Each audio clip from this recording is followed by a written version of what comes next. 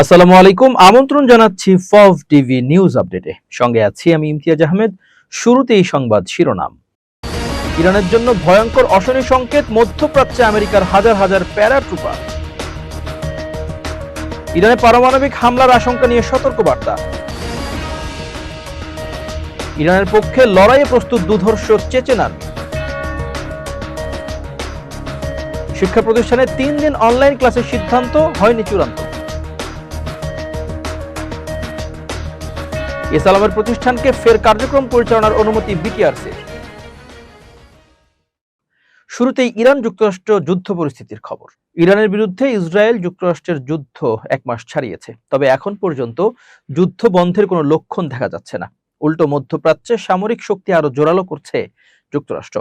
বার্তা সংস্থা রয়টার্সের প্রতিবেদনে বলা হয়েছে, মধ্যপ্রাচ্যে মার্কিন সেনাবাহিনীর 82তম এয়ারবোর্ন ডিভিশনের কয়েক হাজার প্যারাট্রুপার পৌঁছতে শুরু করেছে।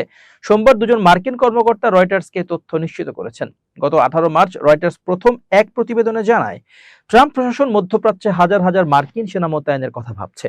রিপোর্টে বলা হয়েছে, এটি যুক্তরাষ্ট্রের এমন এক পদক্ষেপ যা ইরানের ভূখণ্ডের ভেতরে সেনা মোতায়েনের মতো বিষয়গুলোকেও বিকল্প হিসেবে অন্তর্ভুক্ত করার সুযোগ তৈরি করবে। রয়টার্সের নতুন রিপোর্টে বলা হয়েছে, নর্থ ক্যারোলাইনার ফোর্ট ব্র্যাগ থেকে এই প্যারাট্রুপাররা মধ্যপ্রাচ্যের ওই অঞ্চলে আগে থেকে মোতায়েন করা কয়েক হাজার নৌ, মেরিন সেনা ও বিশেষ বাহিনীর সদস্যদের সঙ্গে যোগ দিচ্ছে। গত সপ্তাহে অন্তত 2500 মেরিন সেনা মধ্যপ্রাচ্যে পৌঁছায়। নাম প্রকাশে অনিচ্ছুক মার্কিন কর্মকর্তারা যুক্তরাষ্ট্রের সেনাদের ঠিক কোথায় মোতায়েন করা হচ্ছে সে সম্পর্কে নির্দিষ্ট করে কিছু বলেননি। তবে এই পদক্ষেপ যে আগে থেকেই প্রত্যাশিত ছিল জানান তারা।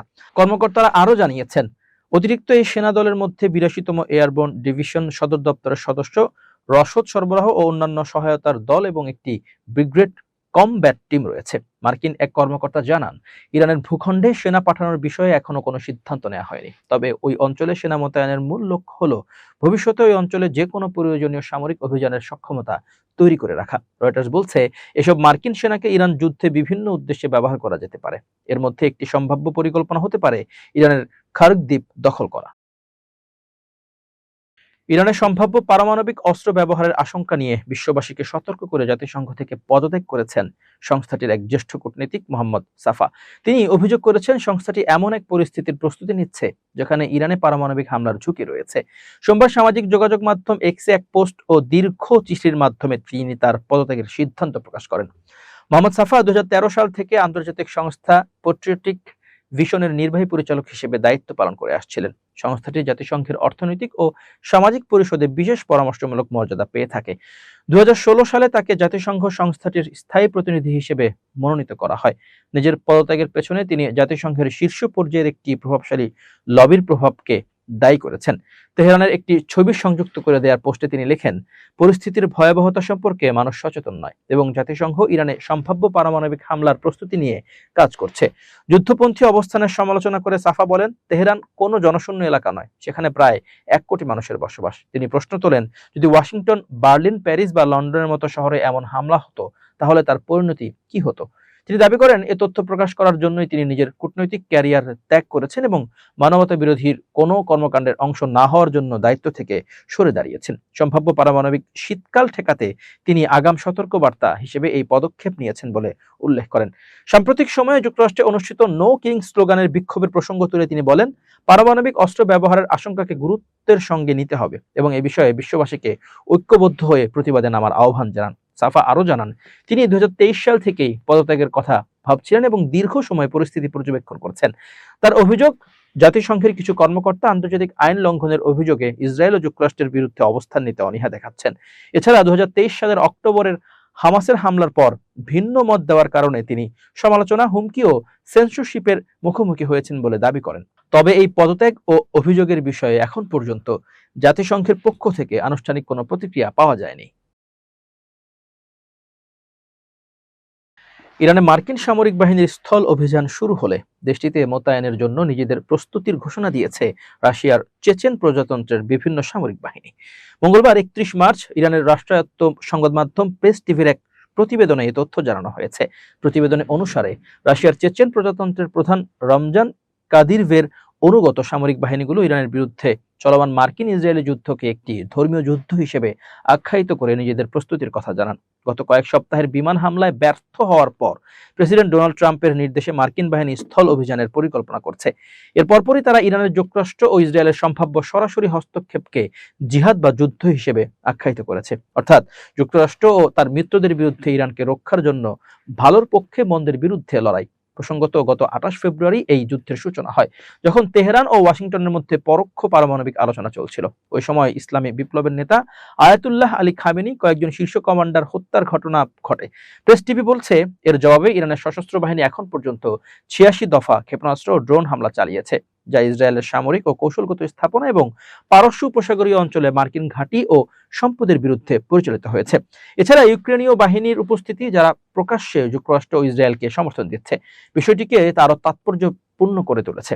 তাদের এই সম্পৃক্ততা রাশিয়ার জন্য একটি সতর্ক বার্তা হিসেবে দেখা হচ্ছে, যা ইঙ্গিত দেয় যে এই যুদ্ধে বিস্তৃত প্রভাব মস্কো ও কিয়েভের দীর্ঘস্থায়ী সংঘাতের পক্ষে বা সংঘাতের সঙ্গে যুক্ত হতে পারে। এবার স্বদেশ প্রসঙ্গ। বৈশ্বিক জ্বালানি সংকটের কারণে স্কুল পর্যায়ের সব শিক্ষা প্রতিষ্ঠানে 3 দিন অনলাইনে ও 3 দিন সশরীরে ক্লাস চালুর সিদ্ধান্ত নিয়েছে শিক্ষা মন্ত্রণালয়।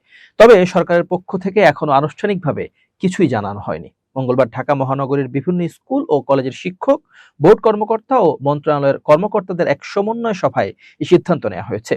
এর আগে শিক্ষা প্রতিষ্ঠানে পাঠদান পদ্ধতিতে পরিবর্তনের ইঙ্গিত দিয়েছেন শিক্ষামন্ত্রী। তিনি জানান, বৈশ্বিক জ্বালানি সংকটের কারণে স্কুল পর্যায়ে অনলাইন সশরীরের এই দুই ব্যবস্থার সমন্বয়ে ক্লাস চালুর বিষয়ে আলোচনা চলছে। বিতর্কিত ব্যবসায়ী এস আলমের প্রতিষ্ঠান ফার্স্ট কমিউনিকেশনস লিমিটেডকে আবার বাণিজ্যিক কার্যক্রম পরিচালনার অনুমোদন দিয়েছে বাংলাদেশ টেলিযোগাযোগ নিয়ন্ত্রণ কমিশন বিটিআরসি। নানা অনিয়মের অভিযোগে বন্ধ করে দেওয়া হয়েছিল প্রতিষ্ঠানটি। 2024 সালের 5 আগস্টের পর দেশের রাজনৈতিক পট পরিবর্তনের পর একই বছরের 3 ডিসেম্বর নানা অনিয়ম, বকেয়া পরিশোধ না করা, আর্থিক দুর্নীতি সহ গুরুতর অনিয়মের অভিযোগে ফার্স্ট কম বিডির উপর 100% সেবা দেওয়ার বন্ধের আদেশ, অপারেশন ক্যাপ আরোপ করে বিটিআরসি। তখন পর্যন্ত ফার্স্ট কম বিডির কাছে আইজিডব্লিউ অপারেটরস ফোরাম, আইওএস অপারেটররা প্রায় 2,22,572 মার্কিন ডলার বকেয়া ছিল। এছাড়া বিটিআরসির কাছে রাজস্ব ভাগাভাগি ও লাইসেন্স ফি বাবদ প্রায় 4.5 কোটি টাকা বকেয়া ছিল। অপারেটরদের কোনো দায় পরিশোধ না করে শুধু বিটিআরসির 50% প্রায় 2 কোটি টাকা বকেয়া পরিশোধের ভিত্তিতে 2025 সালের 2 ডিসেম্বরে তুলে নেওয়া হয় সেই ক্যাম্প। অথচ একই বছরের 25 মে বিটিআরসির জারি করা এক নির্দেশনায় স্পষ্ট বলা হয়, 2025 সালের 31 জুলাইয়ের মধ্যে সব বকেয়া পরিশোধ না করলে নতুন টপোলজিতে অংশগ্রহণ সম্ভব নয়। বিতর্কিত প্রতিষ্ঠানটির অনুকূলে সিদ্ধান্ত দিয়ে বিটিআরসি নিজেই নিজের নির্দেশনা লঙ্ঘন করেছে বলে জানা গেছে। এই সিদ্ধান্তকে ঘিরে টেলিযোগাযোগ খাতে তীব্র বিতর্কের সৃষ্টি হয়েছে। খাত সংশ্লিষ্টর মতে, নিয়ন্ত্রক সংস্থার এমন সিদ্ধান্ত নজিরবিহীন। আইওএস অপারেটরদের বকেয়া সব পক্ষের আপত্তি ও বিতর্ক উপেক্ষা করে চলতি বছরের 16 মার্চ ফার্স্ট কম বিডিকে পূর্ণাঙ্গ বাণিজ্যিক কার্যক্রম চালুর অনুমোদন দেয় বিটিআরসি। বাংলাদেশ জাতীয় পার্টি অর্থাৎ বিজেপির চেয়ারম্যান ও ভোলা 1 সদর আসনের সংসদ সদস্য ব্যারিস্টার আন্দালিব রহমান পার্থ বলেছেন, স্বাধীনতা বিরোধীরা 72-এর সংবিধান যারা ছুঁড়ে ফেলতে চান, বেগম খালেদা জিয়া যিনি গণতন্ত্রের জন্য আপসহীন সংগ্রাম করে গেছেন, উনি বলেছিলেন, যখন জনতার সরকার প্রতিষ্ঠিত হবে, যেদিন এই পার্লামেন্ট জনতার সরকারের কাছে যাবে, সেদিন এই সংবিধান ছুঁড়ে ফেলা হবে।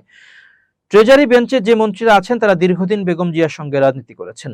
এই সংবিধান ছুঁড়ে ফেলার সঙ্গে স্বাধীনতা ও যুদ্ধাপরাধীদের অ্যালাইনমেন্ট করার যে হাততালি যারা দিয়েছেন, সেটার মধ্যে দিয়ে তারা বেগম জিয়াকে অপমান করছেন কিনা তারা সেটা ভেবে দেখবেন। মঙ্গলবার 31 মার্চ গণভোট ও জুলাই সনদ নিয়ে ত্রয়োদশ জাতীয় সংসদে অধিবেশনের আলোচনায় অংশ নিয়ে তিনি কথা বলেন। তার কথার কড়া জবাব দিয়েছেন কুমিল্লা 4 আসনের সংসদ সদস্য হাসনাত আব্দুল্লাহ। তিনি বলেন, স্পিকার আপনাকে ধন্যবাদ মুলতবি প্রস্তাবের উপরে বক্তব্য প্রদানের সুযোগ দেওয়ার জন্য। কিছুক্ষণ আগে মাননীয় সংসদ সদস্য পার্থ যখন বক্তব্য দিচ্ছিলেন, উনি যখন বললেন সংবিধান যারা ছুঁড়ে ফেলতে চান তাদেরকে স্বাধীনতা বিরোধীদের সঙ্গে অ্যালাইনমেন্ট করলেন, তখন সরকারি দলের মন্ত্রীরা টেবিল চাপড়ে সেটাকে সমর্থন জানালেন। হাসনাত আব্দুল্লাহ আরো বলেন, বেগম খালেদা জিয়া যিনি গণতন্ত্রের জন্য আপসহীন সংগ্রাম করে গেছেন, উনি বলেছিলেন, যখন জনতার সরকার প্রতিষ্ঠিত হবে, যেদিন এই পার্লামেন্ট জনতার সরকারের কাছে যাবে, সেদিন এই সংবিধান ছুঁড়ে ফেলা হবে। ট্রেজারি বেঞ্চে যে মন্ত্রীরা আছেন তারা দীর্ঘদিন বেগম জিয়ার সঙ্গে রাজনীতি করেছেন। এই সংবিধান ছুঁড়ে ফেলার সঙ্গে স্বাধীনতা ও যুদ্ধাপরাধীর অ্যালাইনমেন্ট করার যে হাততালি যারা দিয়েছেন, সেটার মধ্য দিয়ে তারা বেগম জিয়াকে অপমান করেছেন কিনা তারা সেটা ভেবে দেখবেন।